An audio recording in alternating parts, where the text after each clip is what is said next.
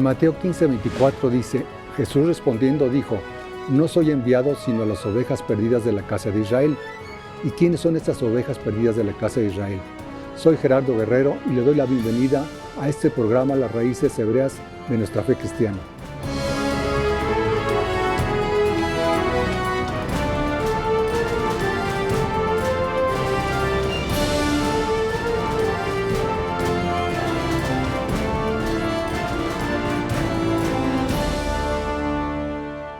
Y con nosotros Liliana Hunter desde Florida, lista para responder a nuestras preguntas. Liliana, bienvenida, ¿cómo estás? Muchas gracias, Gerardo. Un saludo para todos. Muy contenta de estar otra vez aquí compartiendo la palabra del Señor. Muy bien, Liliana, seguramente para conocer sobre estas ovejas perdidas necesitaremos conocer un poco de historia. Cuéntanos, ¿quién es esta casa de Israel? Efectivamente, el tema de la casa de Israel que Jesús dijo, yo solo vine a buscar las ovejas perdidas de la casa de Israel, ha sido uno de los temas ignorados realmente. Eso fue una frase que nos pasó así como en silencio, pero que hoy está cobrando una importancia inmensa y nos lleva a un plan y a una historia muy, muy hermosa que vamos a ver entonces a continuación. Para entender quiénes son esas ovejas perdidas de la casa de Israel, por qué se perdieron, a dónde están perdidas, por qué vino Yeshua a buscarlas, tenemos que remontarnos al principio. ¿Cuál es el principio de toda esta historia? El principio es en el llamamiento, está en el llamamiento que el Eterno le hizo a Abraham. A Abraham le hace una promesa en Génesis 12, 2, 3 y le dice, haré de ti una nación grande, te bendeciré, engrandeceré tu nombre y serás bendición. Bendeciré a los que te bendijeren, maldeciré a los que te maldijeren y serán benditas en ti todas las naciones de la tierra. Por lo tanto, la promesa que le está haciendo el Eterno a Abraham es que su simiente, que es la palabra será en hebreo, que significa esperma, quiere decir que su ADN, el ADN de Abraham, iba a llegar hasta lo último de la tierra. Recordemos que Abraham ya es un hombre anciano y no ha tenido hijos. Y va a nacer Isaac de una manera sobrenatural. ¿Cómo podía llegar el ADN de Abraham hasta lo último de la tierra? Bueno, pues como tenemos un Dios poderoso, él tenía un plan perfecto. Ese plan perfecto continúa después de Abraham con Isaac, cuando le hace en Génesis 26:3 la promesa de la tierra. A Isaac es al que le promete la tierra de Israel. Después sigue Jacob, viene Jacob, el hijo de Isaac, y Isaac bendice a Jacob en Génesis 28 con estas palabras que son muy importantes de entender. El Dios omnipotente te bendiga, le dice Isaac a Jacob, y te haga fructificar y te multiplique hasta llegar a ser multitud de pueblos, multitud de naciones. Fíjense, Jacob va a tener 12 hijos, pero la promesa es que él va a representar una multitud de naciones. Dice, y te dé la bendición de Abraham y tu descendencia contigo para que heredes la tierra que Dios dio a Abraham. Quiere decir que todas las promesas se juntan en Jacob, que va a ser, como dice la palabra, una multitud de naciones, una multitud de gentiles. El nombre de Israel fue dado a Jacob. Nosotros recordamos recordamos haber leído ese sitio tan importante en Génesis 32, cuando él lucha con el ángel, él lucha con Yeshua, que empezando porque es Yeshua, pero él lucha con el ángel y él recibe el nombre de Israel. Ahora Jacob bendice más adelante, siguiendo la historia, Jacob bendice a José cuando se encuentra con él ya en Egipto en sus últimos días, y bendice también a Efraín y a Manasés, los hijos de José que nacieron en Egipto y que ahora son adoptados como una tribu más. ¿Dónde lo encontramos? En Génesis 48:5. Le dice Jacob a José: ahora tus dos hijos, Efraín y Manasés, que te nacieron en tierra de Egipto antes de que viniese a la tierra de Egipto, míos son, como Rubén y Simeón serán míos. Él está nombrando los hijos mayores porque los está adoptando a Efraín y a Manasés como una tribu más con todos los derechos legales. Ellos entran como una 13ª tribu. Ahora, siguiendo la historia, el pueblo de Israel permaneció 400 años en Egipto, y en Éxodo 2, ya cansados de la esclavitud, ellos claman al Eterno, el Eterno escucha su voz, y dice que miró Dios a los hijos de Israel y los reconoció. Es decir, esto es como la primera vez que el Eterno mira a todo Israel ya como un pueblo. Israel primero fue Jacob, pero toda la descendencia ya van durante los 400 años. Ya el Eterno los mira como su pueblo Israel y los saca de Egipto. Les hace una promesa que más adelante nosotros la encontramos en Jeremías 31, 35 al 37. ¿Cuál es la promesa? Le dice que, hablando de las leyes del sol, de la luna, de las estrellas, le dice el Eterno: mientras esas leyes estén vigentes, si esas leyes no faltan delante de mí, la descendencia de Israel va a ser mi nación eternamente. Es decir, que tenemos hoy el sol, la luna y las estrellas en el mismo orden, y quiere decir que Israel sigue siendo el pueblo del Eterno. Él dijo que solo si faltaran esas leyes, dejaría de ser Israel el pueblo. Entonces, esto es muy importante de entenderlo.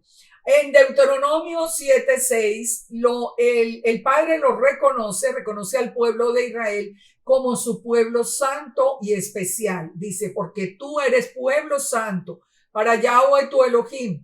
Yahweh tu Dios te ha escogido para hacerle un pueblo especial más que todos los pueblos sobre la tierra. Es decir, no hay sino promesas para Israel, un solo pueblo escogido, que es Israel. Y aquí se lo está confirmando. Cuando lo lleva al desierto, el Padre le hace al pueblo de Israel su declaración de amor y se celebra el compromiso de bodas en el Sinaí. ¿Cuál es esa declaración de amor? En Éxodo 19:5, cuando le dice: ahora pues, le dice el Eterno a Israel, si diereis oído a mi voz y guardareis mi pacto, vosotros seréis mi especial tesoro sobre todos los pueblos, porque mía es toda la tierra, y vosotros me seréis un reino de sacerdotes y gente santa. Estas son las palabras que dirás a los hijos de Israel. Así que esto es muy importante de entenderlo, porque nosotros nos acordamos que Pedro dijo estas mismas palabras a los que lo estaban escuchando. Quiere decir que les estaba confirmando que eran parte de Israel. Entonces, ¿qué sucedió en el Sinaí? El compromiso de bodas. Allí fue cuando el Padre se compromete con su pueblo. Una vez que están allí en el compromiso, él le entrega los 10 mandamientos escritos en piedra como una ketubá de bodas, o el compromiso firmado de bodas.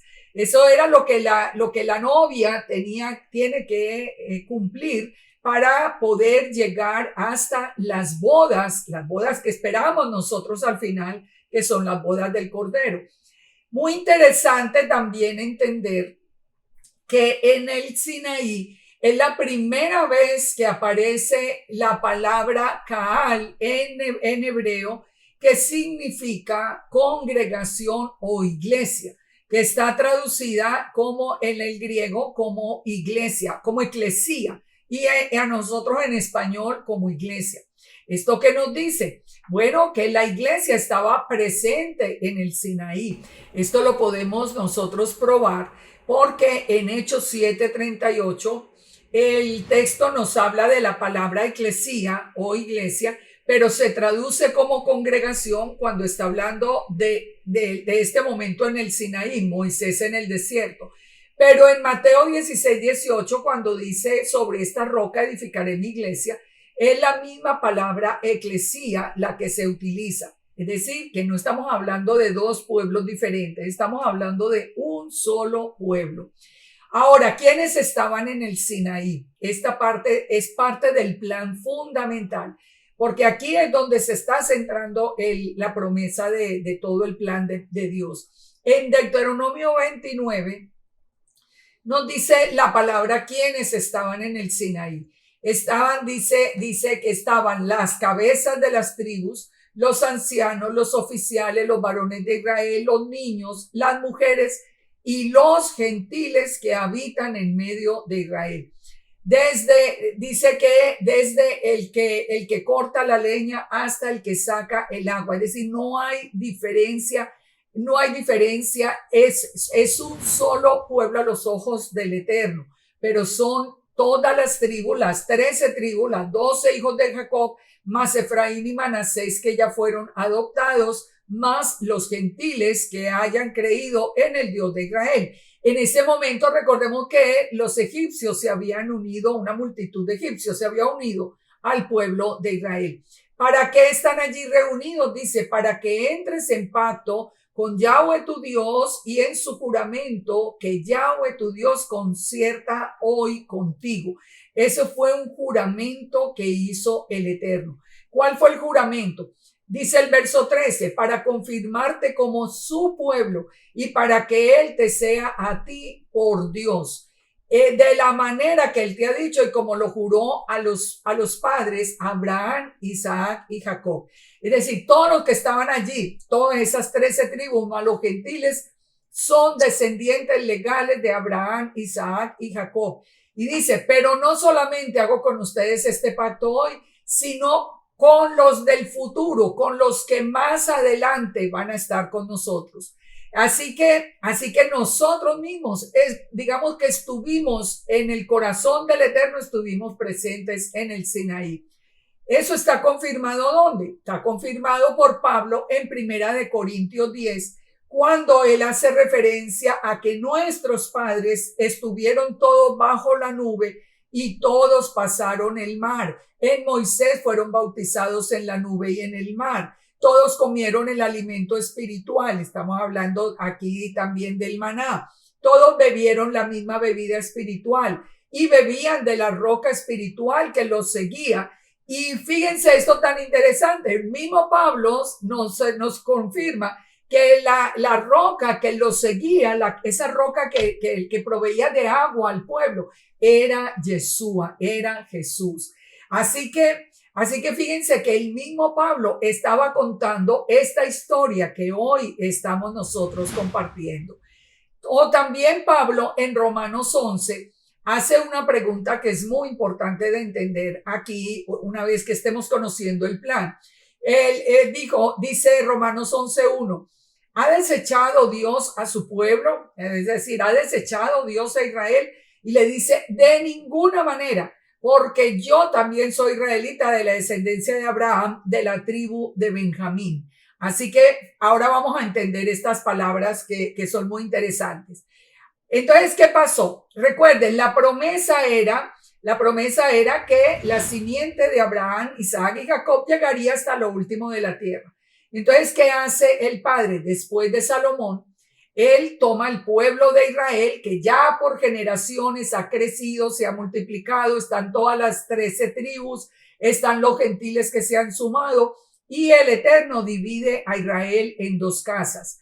La casa de Judá, formada por Judá, Benjamín y Leví. Esa es la razón por la que Pablo habla de que él es judío de la tribu de Benjamín, porque él está diciendo, yo soy de la casa de Judá. Estas tres tribus son las que conforman la casa de Judá y en adelante se van a llamar judíos. Y la casa de Israel, en la división, la casa de Israel que está formada por las 10 tribus restantes. Recuerde, son 13 tribus unidas contando a Efraín y a Manasés. Entonces, El Eterno pone desde el principio un rey en cada una de las dos casas. A la casa de Israel le nombró el primer rey fue Jeroboam, y a la casa de Judá el primer rey fue Roboam. La casa de Israel recibe el nombre de casa de José, Samaria, Efraín o casa de Israel, y la casa de Judá, como les dije antes, recibe el nombre de judíos. La casa de Judá fue llevada cautiva a Babilonia, pero de Babilonia por lo menos un remanente regresó otra vez a Jerusalén, que es como la casa del Padre. Ahora, las tribus restantes, la casa de Israel, la que estaba bajo el reinado de Jeroboam, fue llevada cautiva a Asiria. Pero ¿qué pasó? Que cuando ellos salieron de la cautividad de Asiria, esto es el 721 antes de Yeshua, pero cuando ellos salieron de la cautividad, ellos nunca regresaron a la casa, nunca regresaron a Jerusalén.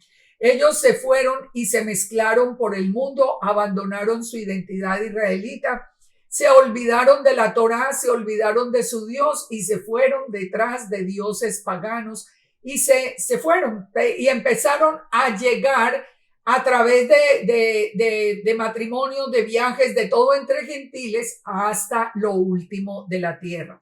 Recuerden siempre que esa era la promesa del Padre. O sea, esto es un plan del Padre. Esto es un plan del Padre que es muy importante de entender. Ahora, el Padre nos sigue diciendo a través de los profetas qué iba a pasar con cada una de estas dos casas. ¿Cuál era la historia de las dos casas? Porque los profetas anunciaron. Por ejemplo, el profeta Oseas anuncia que la casa de Israel fue cortada, porque cuando la casa de Israel no quiso regresar a Jerusalén, sino que se fue al mundo, fue cortada. Entonces lo hace a través de los hijos de Oseas. Si ustedes leen ya todo el capítulo, lo van a ver. A través de Jezreel, que quiere decir Dios esparcirá por todo el mundo, lo Ruhama, que no voy a tener misericordia ni compasión, dijo el Eterno inicialmente, y lo Amni, que el Eterno tuvo misericordia y le dice, bueno, donde dejó de ser pueblo, allí mismo será llamado de nuevo pueblo. Esto también no lo confirma el Nuevo Testamento. Nos está hablando, está haciendo referencia a Oseas. ¿Por qué? Porque ya todos sabían que esos gentiles a los que se les está hablando en el Nuevo Testamento son la casa de Israel. Así que Jeremías 3 también habla de la carta de repudio a la casa de Israel y de la promesa de misericordia. ¿Qué pasa con la casa de Judá? En la casa de Judá los profetas hablan de que aunque Judá pecare, el Eterno nunca va a cortar la casa de Judá. La casa de Judá siempre va a permanecer allí con el Padre, aunque peque. Si peca, la disciplina, pero nunca lo cortará. Siempre va a tener misericordia con la casa de Judá por amor a David. El Salmo 89:25, por ejemplo, lo dice. Si dejaren mi ley, mi Torá, yo los castigaré, pero no quitaré de ellos mi misericordia. También acerca de la casa de Israel nos anuncia el Padre a través del profeta Oseas que la casa de Israel se va a multiplicar como la arena del mar. O sea, la casa de Judá siempre va a ser contable, pero la casa de Israel va a ser incontable como la arena del mar. Dice, y en el lugar donde les fue dicho, vosotros no sois pueblo mío, les será dicho, vosotros sois hijos del Dios viviente. ¿Quién tomó estas palabras? Están en Primera de Pedro 2:10 y en Romanos 9:23. La confirmación de esto que era, ¿para quién? Para la casa de Israel. El Levítico 25 nos dice que la casa de Israel tiene que ser redimida por un hermano. O sea, el redentor de la casa de Israel tiene que nacer en la casa de Judá. Entonces, ¿quién es el redentor? ¿Qué fue lo que vimos inicialmente? Como leíste allí, Gerardo, que Jesús dijo, yo solo vine a buscar las ovejas perdidas de la casa de Israel. Él nació en Judá porque, según Levítico 25, solo un hermano puede redimir al otro hermano. El otro hermano es la casa de Judá. En Oseas 8:8 se avisa que La casa de Israel sería literalmente, así es la palabra que usa la escritura, tragada por los gentiles. O sea que la casa de Israel va a creer que es gentil. Es con lo que nos ha pasado a nosotros hasta hoy, que siempre decíamos, no, nosotros somos el pueblo gentil. Eso estaba profetizado en Oseas 8:8. Pero el Eterno anunció, por ejemplo, en Amós 9, que al final de los tiempos, la casa de Israel sería zarandeada y de entre las naciones, y que sería otra vez que se pondría en pie la casa de Israel. En Oseas 3 nos advirtió que la casa de Israel resucitaría después de 2 días. Realmente, ¿cuándo hemos venido a entender que nosotros somos esa casa de Israel? Después del año 2000, un día como 1000 años como un día, exactamente. En Liliana, Ezequiel 4, sí, dime. Liliana, quiere decir que esas tribus que se fueron a las naciones se gentilizaron, ¿son las ovejas que Jesús vino a buscar? Esas son literalmente las ovejas que Jesús vino a buscar. Miren lo hermoso esto, Gerardo. Te contesto con una palabra que es absolutamente a lo que le toca a uno el corazón. En Jeremías 31:10, el Eterno dijo: el que esparció a Israel lo volverá a reunir como el pastor a su rebaño. ¿Quién fue el que esparció a Israel? El Eterno. El Eterno dijo: yo mismo buscaré las ovejas de la casa de Israel y las volveré a traer. Y Yeshua dijo: yo solo vine a buscar a las ovejas perdidas de la casa de Israel. Es decir, que tenemos todo el cumplimiento perfecto. Esa casa de Israel al final escucharía un silbido, un llamado, entendería la Torá. ¿Y qué pasa al final con Judá? Que Judá, que ha conocido la Torá, que ha estado junto al Padre, pero que no conocía a Jesús, a Yeshua, lo va a conocer al final. O sea, al final viene la restauración de esas 2 casas. ¿Recuerdan el hijo pródigo? El hijo pródigo, un padre tiene 2 hijos, un hijo permanece con él, la casa de Judá, el otro hijo se va al mundo, la casa de Israel. Un día el hijo pródigo volvió en sí, dijo: voy a volver a la casa de mi padre. Aquí dice en Zacarías 10 que el Eterno silbaría desde los cielos y nosotros escucharíamos el llamado y nos pondríamos en pie para regresar a la casa. Okay. Liliana, entonces, ¿cuándo se van a unir esas 2 casas? Al final, cuando ya va a llegar Yeshua, y esto lo encontramos ¿dónde? En Ezequiel 37. Ezequiel 37 es un capítulo que nos hace un cierre hermoso. Un día lo vamos a analizar punto por punto, porque es un texto muy importante, pero miremoslo en general. El texto de Ezequiel 37 nos habla de la resurrección de los huesos secos, y Ezequiel 36, de que el Eterno envía su Espíritu Santo y pone su ley en el corazón de la casa de Israel.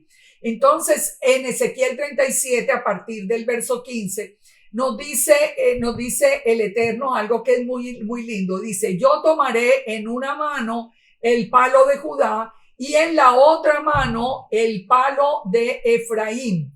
Dice: y los pondré en un solo palo en mi mano. Y cuando estén unidos en la mano, dice, entonces vendrá el rey. Entonces ya no habrá más pecado. Entonces serán una sola nación.